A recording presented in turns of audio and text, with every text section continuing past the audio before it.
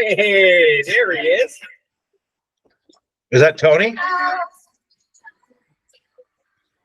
How you doing? I'm doing good. Oh, you sound great. Look at that, the wired headphones. We're getting all professional with this shit now. Got the microphone too. Oh my God, that's a nice mic too. Atta boy. We're spending money like it's going out of style because, well, the world could end at the end of the year. So When we make so much money doing this. So yeah, right. Yeah. I don't know if people would call them sound investments that we made, but God, I tell you what, the workflow is freaking delightful. Just doing everything through Google Calendar and Google Meet. It's just, and then it's one button you got to press in order to go live on YouTube. We're live on YouTube for the first time ever. That's right, folks. We made an unwise investment. Oh God, I wish I could be liquored up for this live show with Michael, but I got work here at 3 o'clock. But my mood is to stay by golf today. All the golf courses are open in Minnesota already.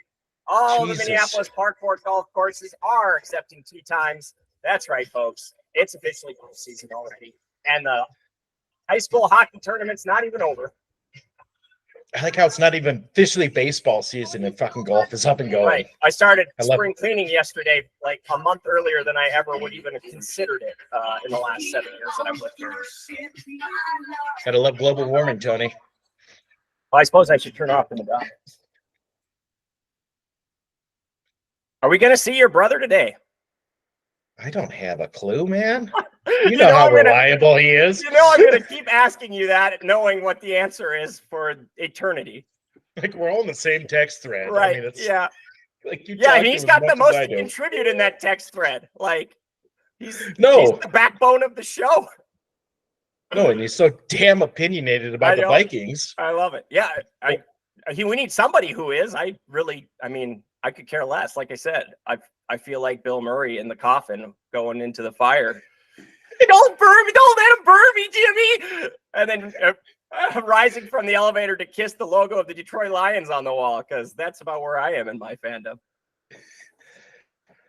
No, I get it.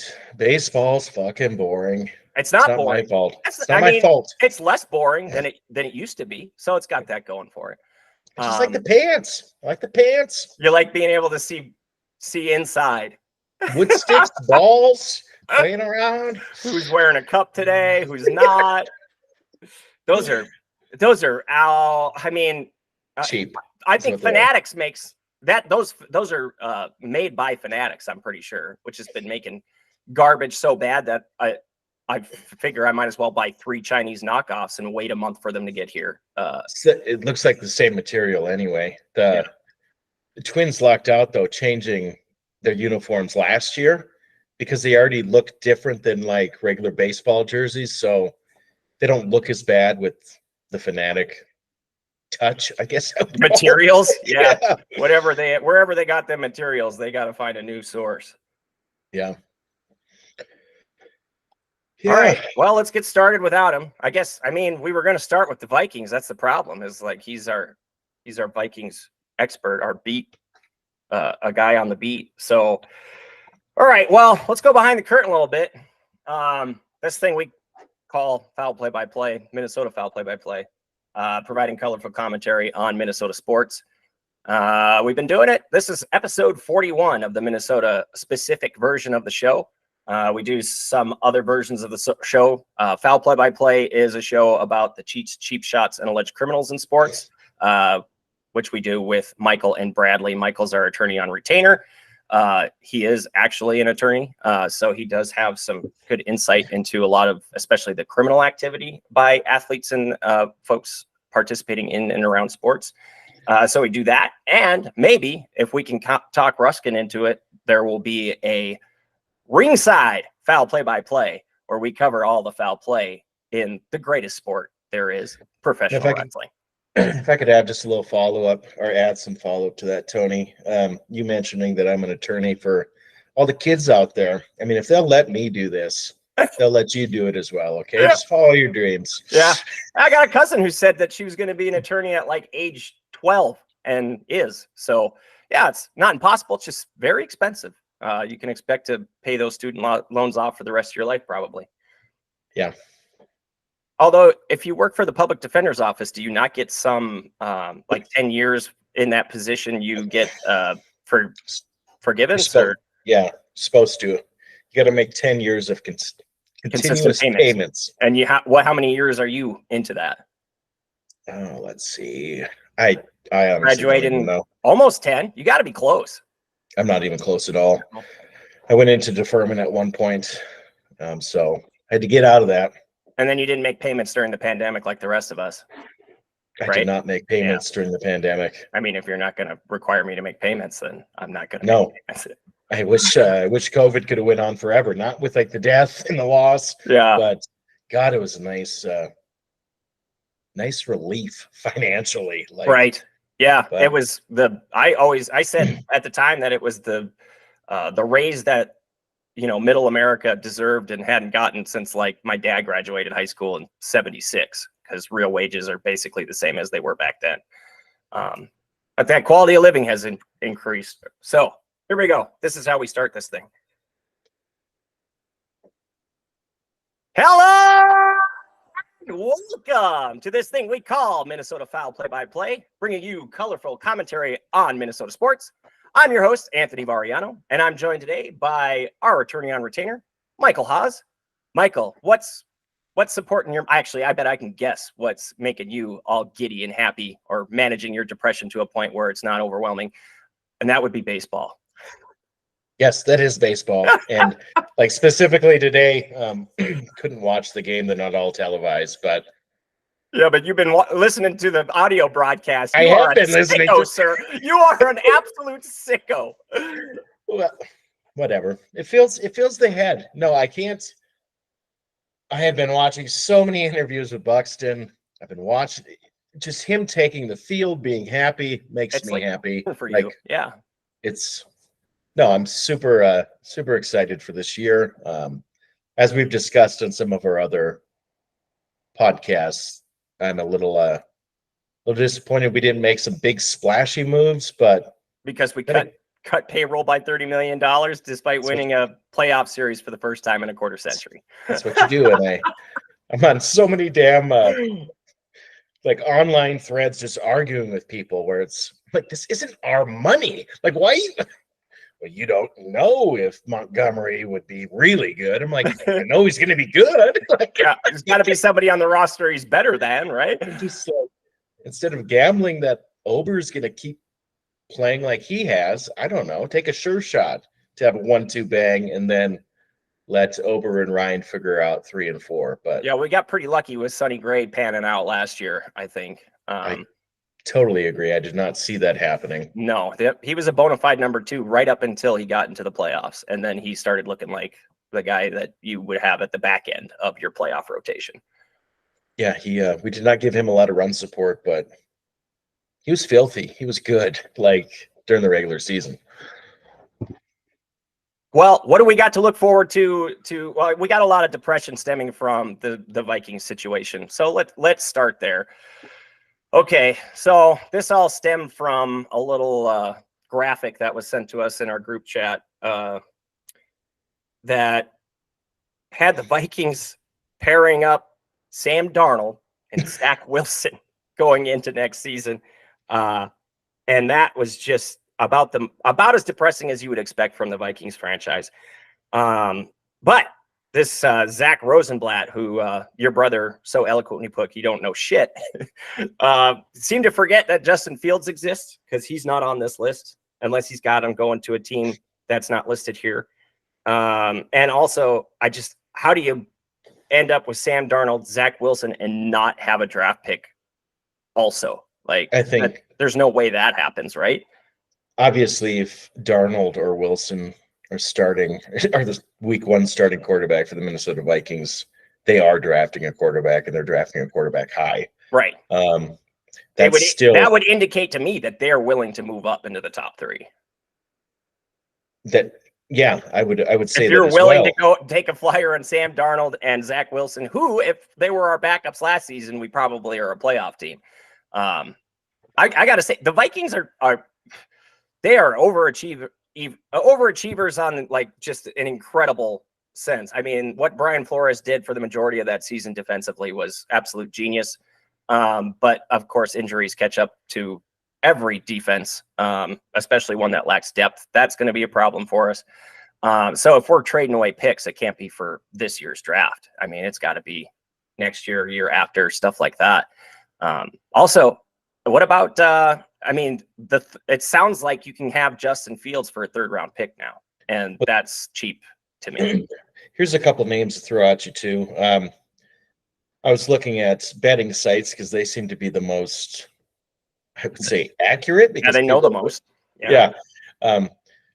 So betting odds for who's going to be the Minnesota week 1 quarterback on betonline.ag. Oh, yeah, that's where I do my betting because it's illegal here. Unless you're on the reservation. Justin Fields, they have as number 1. Trey Lance, number 2. Dobbs, 3. I really hope it's not Dobbs. Then any rookie quarterback. Well, you remember that those 2 weeks where we were just all in awe of Josh Dobbs and how quickly it came crashing down? It's that's nature of the sport, I suppose. No, that's like dating somebody as opposed to being married to somebody. Like initially, right.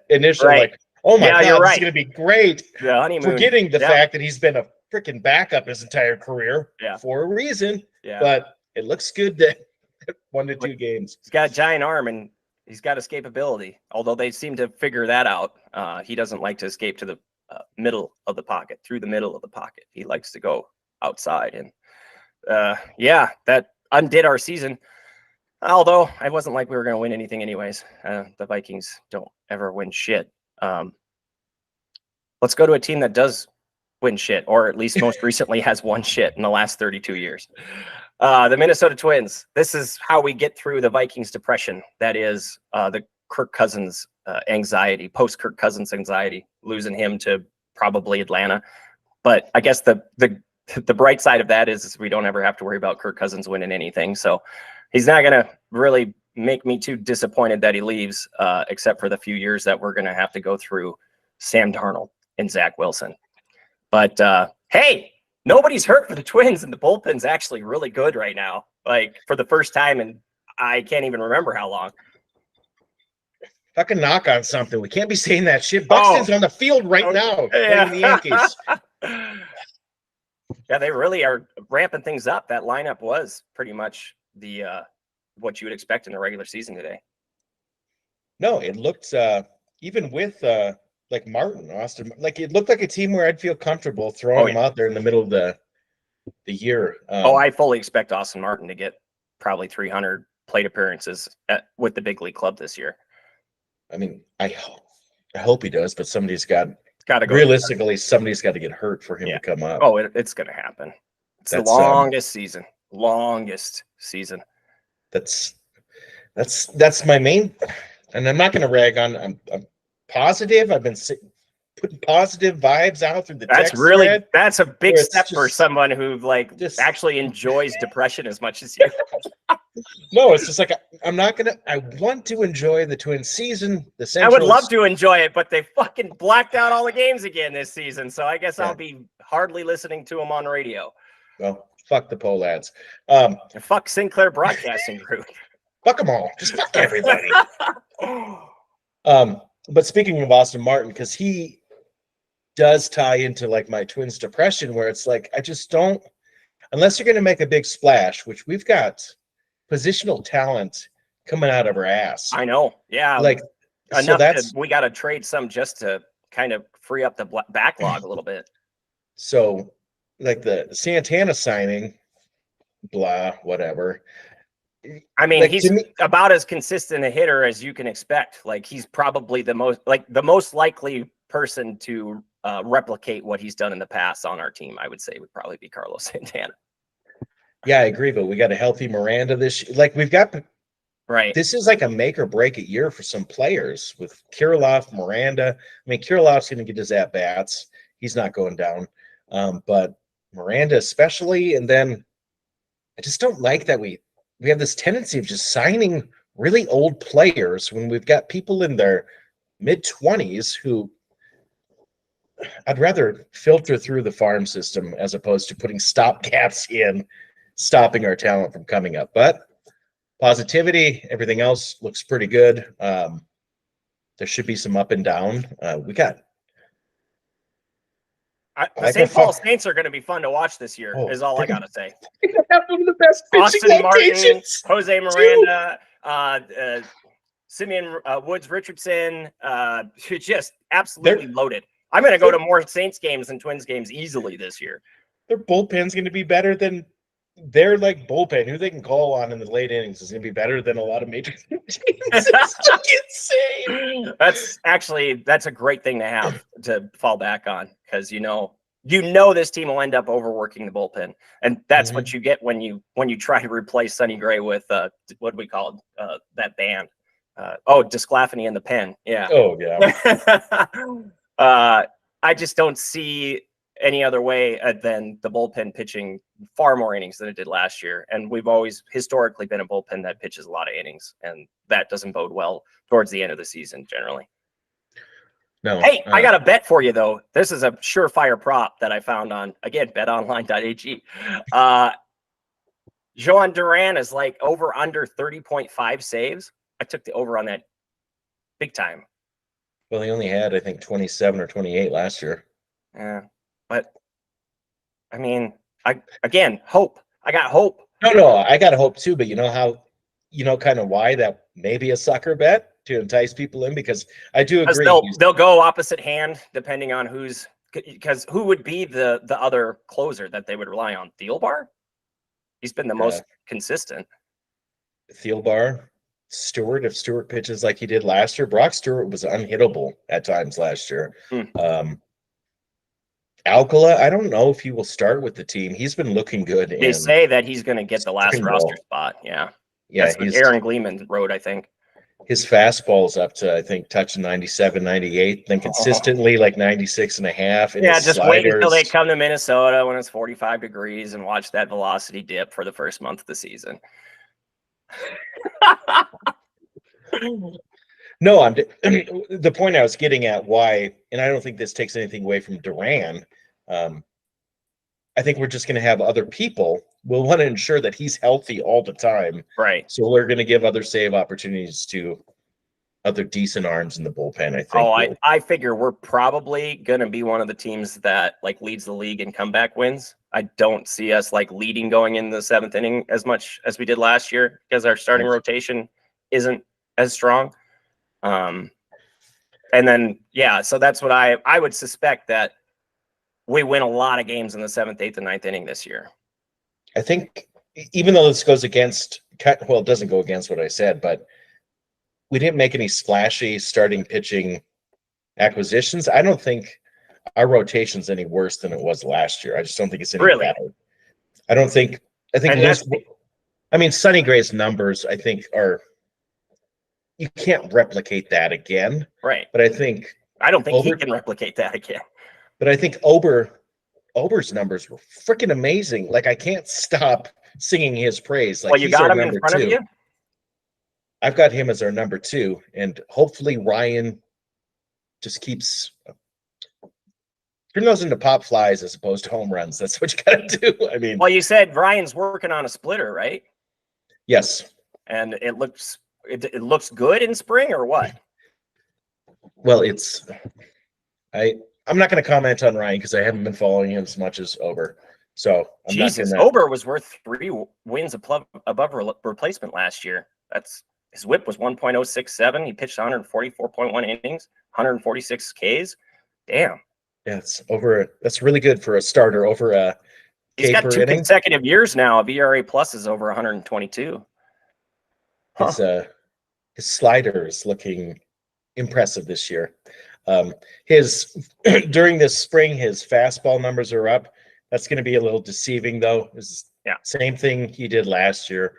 He'll tail down a little bit as the grind of the season comes out, but I like him just because he's so big. So his release point is different than a normal pitcher. And once again, knock on wood. Just the way he pitches, he seems to be able to stay healthy. So he's 6'9", 260. Holy God. He's a giant. Oh my God.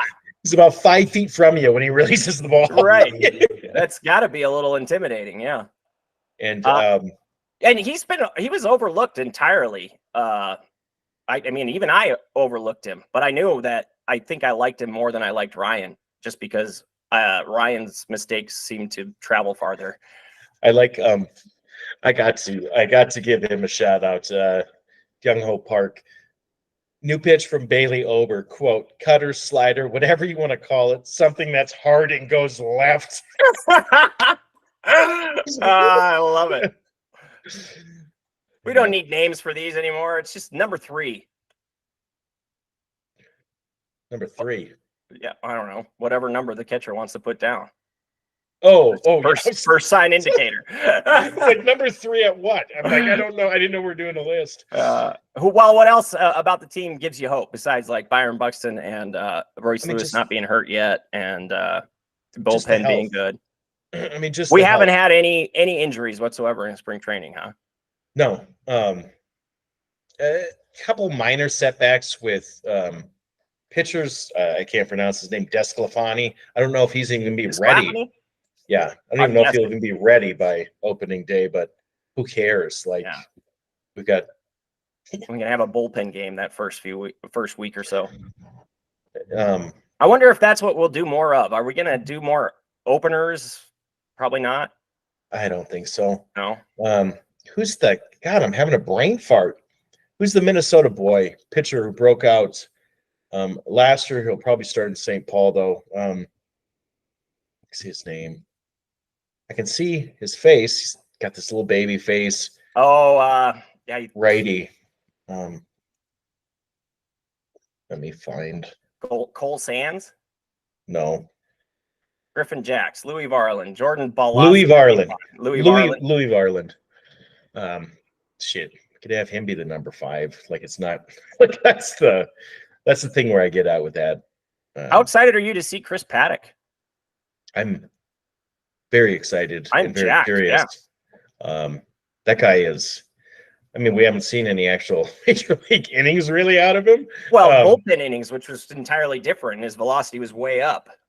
So yeah, this will be really interesting to see how he bounces back. The guy is a character, though. I mean, watching the Diamond on YouTube, they do a thing on the Twins like once a week. They put out an episode, and interviews with him showing up to camp.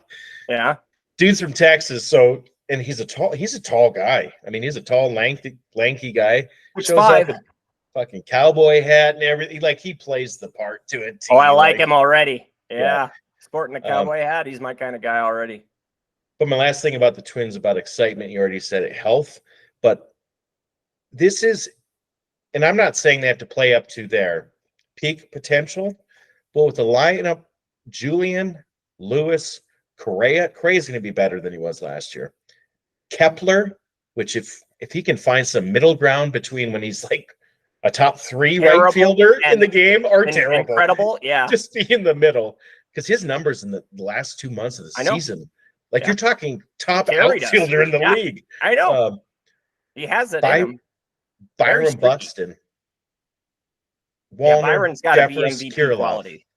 If Byron Buxton plays 100 games, this team should be a playoff team, as far as I'm concerned. And that's what I'm excited about is he's actually taking plays the field. Center field for 100 games.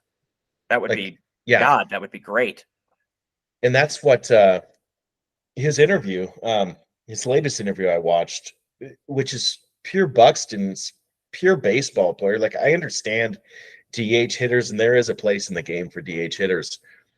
He was not a great DH hitter, though. He was terrible. Well, no, he's like the tough thing about hitting is, like, you're going to have your days where you're going to go 0 for 4, 0 for 5.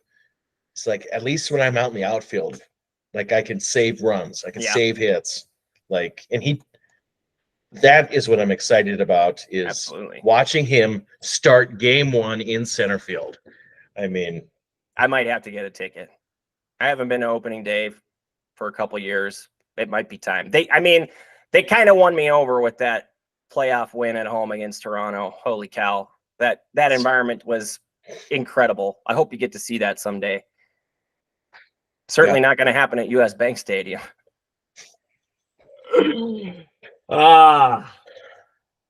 Hey, let's talk about another team that we can find some hope despite bad news. The Wild had a fire sale, and Bill Guerin just moved everybody he could for whatever he could get. And so both the Deweys are gone, Dewey 1 and Dewey 2. Duhaime and Dewar were both traded for picks, I believe, 3rd-round picks in future draft.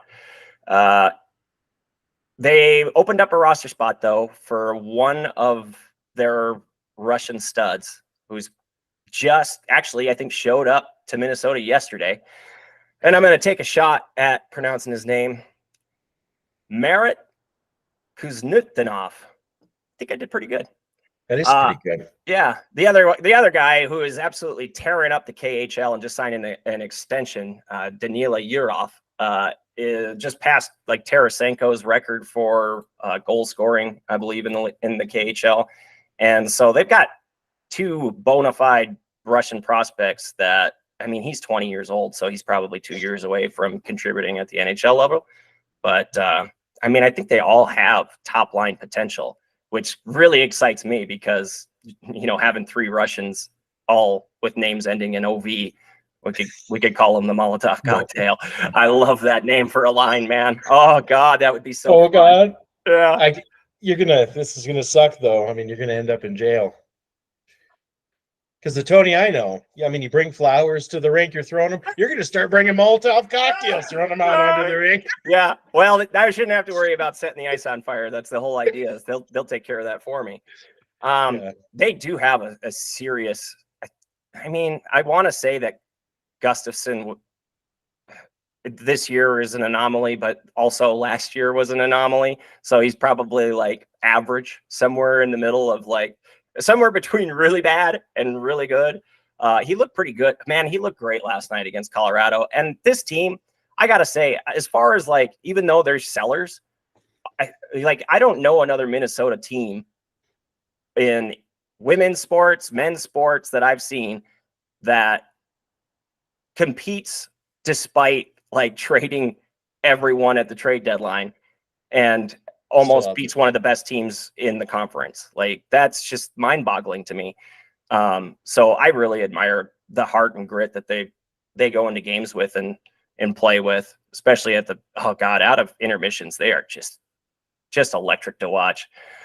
But yeah, well, the season was over when Jared Spurgeon got hurt and we lost him for the year. I said that on previous podcasts, which you can find at Substack and at Minnesota Foul Play by Play on YouTube.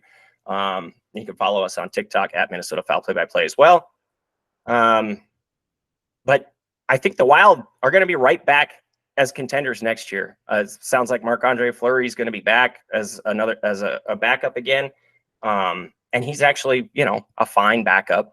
The problem really is that Jesper Wallstedt has not come along like we would hoped, which made Gustafsson's contract a necessity in the first place, to be a stopgap until he was ready to contribute at the NHL level. But I just don't know when that's going to be. It doesn't look like it's going to be next year either. And then Gustafsson's final year of his deal, I believe, is not after next season, but the season after. So by then, he's going to have to be contributing at least in a backup role before then. So I would expect that to be the case, if not next season, the season after. And then that's when the fun really starts, is when that Danila Yurov comes over from Russia when he's 22 in a couple seasons. That team's going to be hella fun to watch. So get on the, I think season tickets are actually available for the first time in a very long time for the Wild. And so you don't even have to join a waiting list, but you might want to get on that waiting list, maybe middle of next season or so, depending on how Yurov is progressing. I mean, he's getting a lot of playing time and scoring all types of goals. So I can't imagine him, even though he's got an extension, he's likely probably after next season coming to Minnesota, I would imagine. So that's really exciting. I mean, for the state of hockey, and hey, Taylor Heisey's back. How are the? I've kind of fallen out of the hype of just any other sport in general other than baseball. I finally got to see a shootout live. I was at the game and went to overtime, ended up going to a shootout. And I don't know why they waited to bring Taylor Heisey in as the fifth shot taker. But I just looked around to everybody and just did one of these.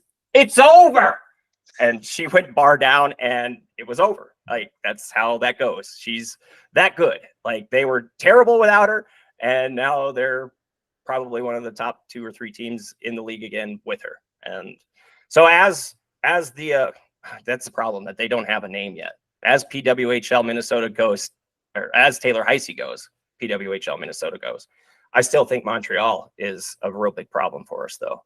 And we got a serious problem on special teams. We are the worst penalty killers and the worst power play in the league, which says a lot about our ability to score 5-on-5. So, yeah, we don't take penalties like the Wild do. So that's at least good. We don't end up in the box a lot. But that referees in this league don't really call a lot of penalties to start with, to be completely honest. It is outrageous. Like, God, if Rudy Gobert is pissed about the officiating in the NBA, which I am too, Rudy, I swear to God, the only reason for us losing to Cleveland last night was because one of those refs, Scott Foster, wink, wink, had some money riding on that fucker, because I saw more phantom calls against us in that goddamn game than I've ever seen. And it happens every game. Like, we get no respect whatsoever. Like, Rudy Gobert's got men hanging off of him. Anthony Edwards gets fouled every time he tries to dunk a basketball. Nothing. You get no calls.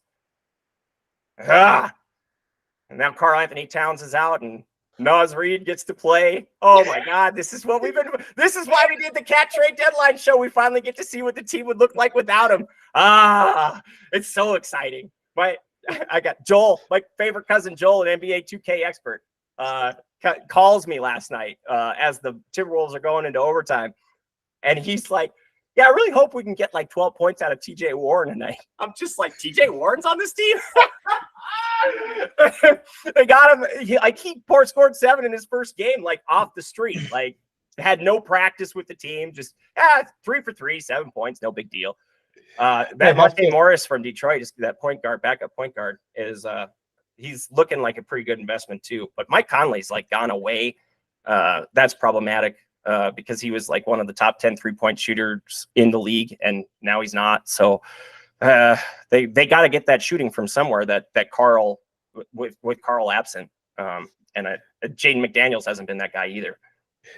Has anyone ever told you, Tony, that when you talk about basketball, you sound like Rodney Dangerfield? I do. No respect. We get no respect. I mean, it's the absolute truth, though. I'm telling you, it's incredible, the fouls that they call and the ones that they fail to call, and it's terribly one-sided. Like there was one quarter against the Clippers where we didn't shoot a single goddamn free throw, and they shot like 9.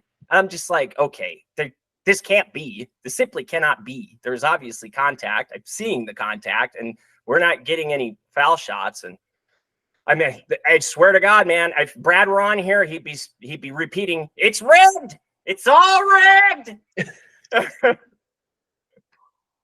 And I would probably be agreeing with him for the first time ever. You're right, Brad. It is rigged. The officials have it out for us, man. Nobody wants to see Minnesota succeed, especially the NBA. Could you imagine Minnesota, Boston being the final? Whew. Yeah, I can imagine. I could imagine it too. Yeah, but I mean, that can't do great numbers, right? Yeah, Boston will draw numbers. Yeah, but Boston always does. But yeah, Minnesota upsets Denver in the conference finals. We're gonna get Carl back for the playoffs, at least maybe not for the first series, but if we can get out of that first round, which is basically my goal for this team. That's all I wanted, was really just to get out of the first round.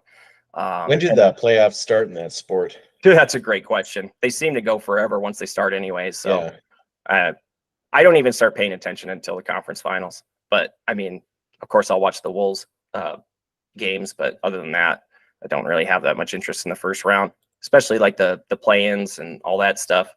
Although Miami managed to make the finals out of those games. So, I mean, without a betting interest, and I don't bet like Brad does, I won't have an interest in watching those games, at least outside of my own market. Yeah. It's a terrific sport, though. It's poorly officiated. I don't know which one's worse, if the NFL is harder to officiate, but I'd say basketball is the most judgment calls. Yeah.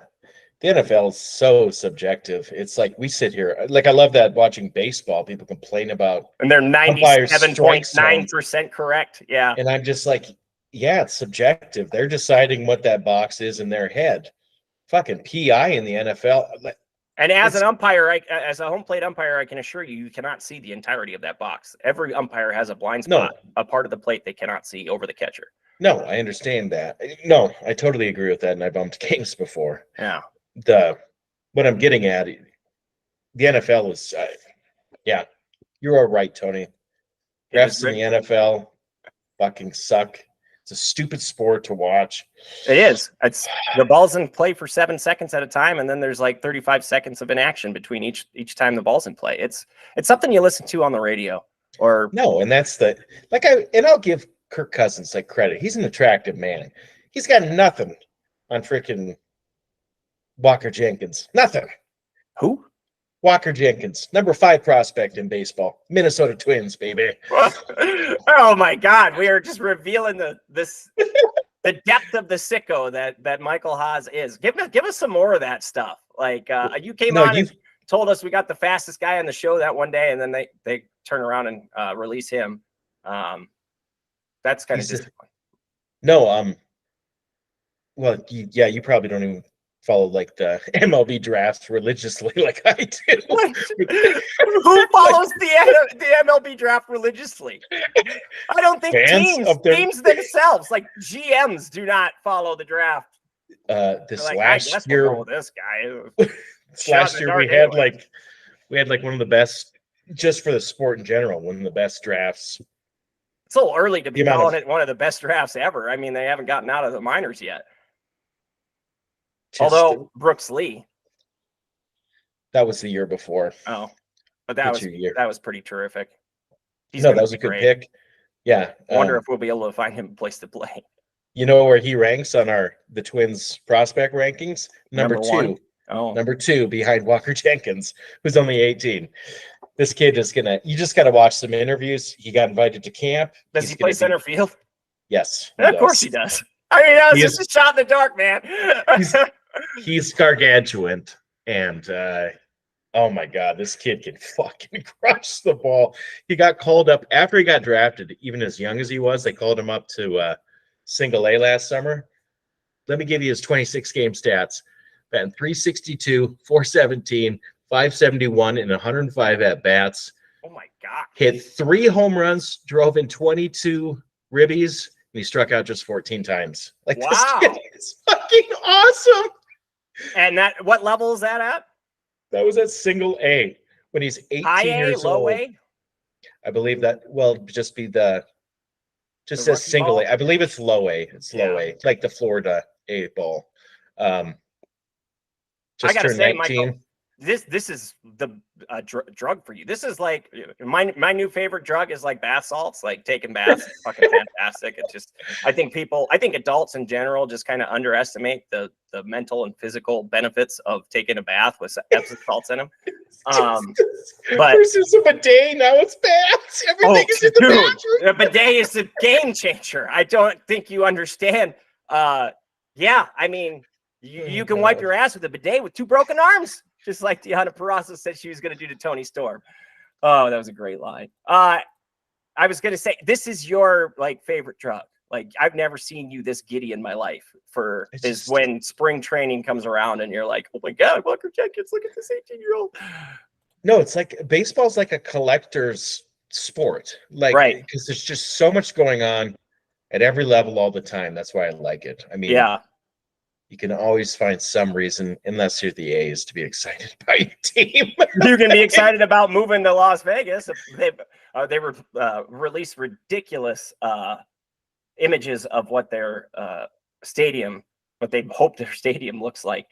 Yeah, I still don't think they leave. I think it's all just leveraging Oakland or the surrounding area for whatever they can get in terms of a stadium there. I wish that owner would just sell the damn team. No, he was at Fort Myers. That's bona fide A with a 1054 OPS. Jesus Lord. Yeah, when we're done today, his interviews are short. He looks like a baseball player. I love those guys. Like even like Montana, when you're like, if you go watch, I don't know, college level baseball, and you're like, yeah, that guy's the best player in Montana. This guy's like that, except the best player in the country. Yeah. No, do you know what he's rated in terms of like the prospect list overall in MLB? Number 5. Number 5 overall? Yes. Good Lord. So they nailed it, huh? Well, shit, I just closed that page, but that's why I'm saying last year's draft was impeccable. I mean, you got Paul Skeens, pitcher for the Pirates, who's going to be a stud. He'll probably see time this September. He just got drafted last year. I think 4 of the top 10 were from that draft last year of top 100 prospects in MLB. I mean, just a lot of talent. And I think it was catching up after the COVID year. That was such a weird draft. So baseball's catching up and these kids can play.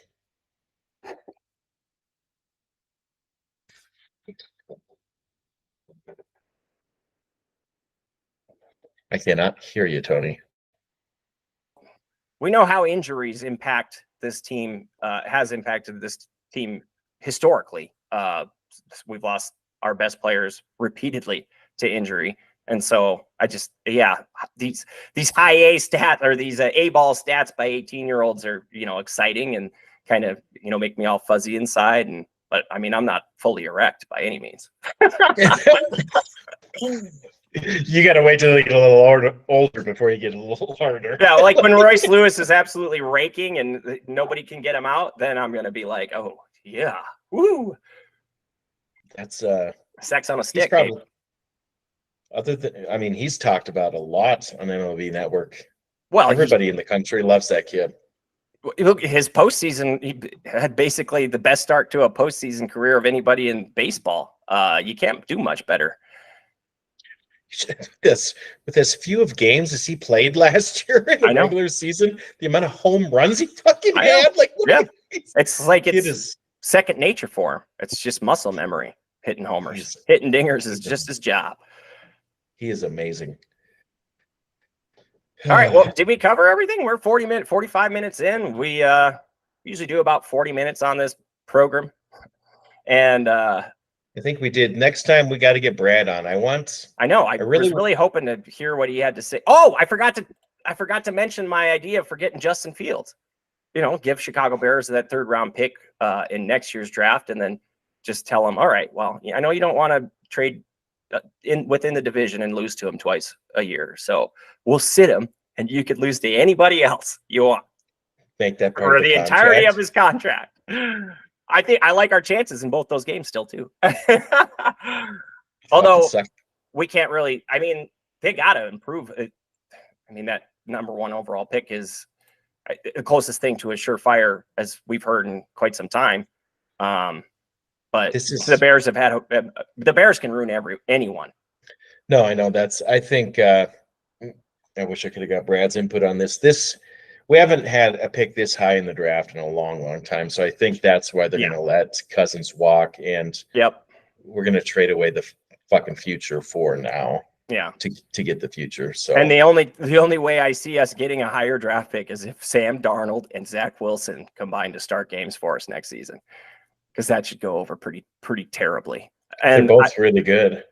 I was literally looking through Pro Football stats, Pro Football Reference stats, trying to find like the silver lining in all of this, and there's none. Like, Kirk Cousins is so much far and away better in every aspect of the game, including like against the blitz, avoiding sacks.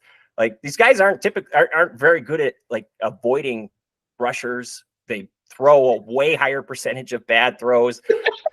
They like twice as high. Like, we're talking 17. I don't think Sam Darnold in his career has never had a bad throw percentage better than Kirk Cousins' worst season as a pro. 17.7% of his throws are bad, and that's the best we can hope for. And Zach Wilson ain't much better. It's good thing we got that hope to look forward to. The Twins. No, my thing is, I don't want any Jets player coming to the Vikings unless they previously played for the Packers. It's the only way I ever want them to transition to Minnesota. I'd take Aaron Rodgers right now. Oh God, trade one Achilles injury for another. Well, I guess you put up with the Christian Target boy. We can put up with this guy. I'm wondering. I wonder what it would take to get Andrew Luck out of retirement. How about Terry Bradshaw? I would take Andrew Luck off the couch over Sam Darnold and Zach Wilson. Actually, he retired young. He's probably not 40 yet. He's probably in his mid-30s, late 30s. He's probably feeling great, too. The body's got him recovered by now. I've been watching the dynasty on Tom Brady, and that fucker kept getting better the closer he got to 40. Like, the problem is our offensive line is probably going to result in a concussion that makes him quit again. Oh, God. Yeah, I just remember how everybody thought we were crazy and like, you don't want Lamar Jackson on your team. He's a problem in the clubhouse, all this garbage. I'm just like, what? Are you insane? Oh, God. Viking Nation on the internet, that stupid article by Rosenblatt, just everybody's losing their shit. About what? About the Sam Darnold fucking Wilson prediction. Yeah. If that happens, fuck it. I'm going to move to freaking South Korea where I can just follow baseball all year then. I'm actually considering it. If November goes poorly, I might be find myself teaching English as a second language to South Koreans. Let me know. I'll hide in your luggage. All right. Well, that's been Minnesota Foul Play-by-Play. I'd like to thank Michael Haas for joining me, and salute to Bradley Haas. It'd be nice if you showed up. I know we're not paying you for this, but I'm telling you, man, we made investments. This thing's going to take off now. We put together a pretty good show despite no pre-production today. I like how it went. So join us again. We're going to try and do this maybe weekly. It's just kind of a means for us to get together and complain about Minnesota sports. So bullshit. Yeah. I mean, if you need a therapist, I mean, we need therapists for this shit. So you might as well just join us. Like, we just all take it. Group therapy works. That's what I'm saying. It's tough being a Minnesota sports fan. Sharing your depression with a bunch of other people really does work. So you can find us at Minnesota Foul Play-by-Play on YouTube and at Minnesota Foul Play-by-Play on TikTok, and also at gogonzojournal.substack.com. You can also find us at foulplaybyplay.com. So check that out. There's going to be a new blog post coming out as soon as I figure out how to end it, because I've got 2,000 plus words about Camilla Georgie, and I feel like I don't know her at all. But I figured out a lot about myself. This has been Minnesota Foul Play-by-Play. Thank you for joining us. Goodbye. Love you.